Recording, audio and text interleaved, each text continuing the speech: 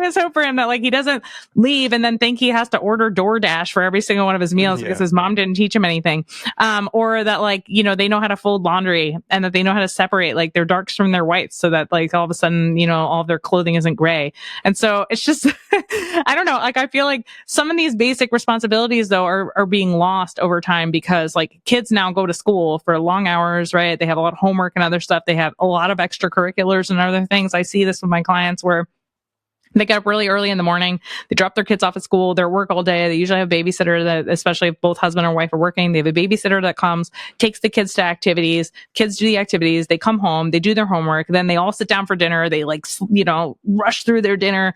Everyone takes baths. Okay, they're in bed. And then they do it again. They do that for 5 days a week. And then on the weekends, like obviously the family is dead. They can't do anything. And the husband doesn't have time to mow the lawn. The wife is like, why is my house a mess? And they keep ordering things on Amazon and you keep looking around at the clutter and you're like, it doesn't feel like I have anything, but I can't seem to even make heads or tails of my home, right? I hear this in stories from people and even in the Bitcoin world, it's not like just because we own Bitcoin that all of a sudden we magically don't do these things anymore because we still have that fiat brain mindset.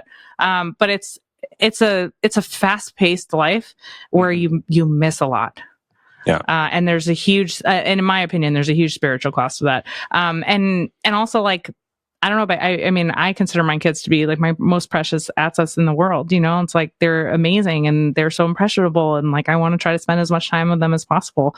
And so like, I know that every moment that I take to like spend an extra, 10 minutes on the floor playing or whatever it is, instead of doing something else around my house that I otherwise would be doing, is like me making sure that my most precious asset gets raised in the way that like will benefit them later. But you have to be very mindful to have these moments, right? And so if we're not thinking about them, then they're not going to happen. And I guess like, I wonder if you're not in this rat race all the time, and if you're not running on the hamster wheel, and if your money is a little bit more valuable, that maybe, just maybe, we have these moments a lot more often than we do now.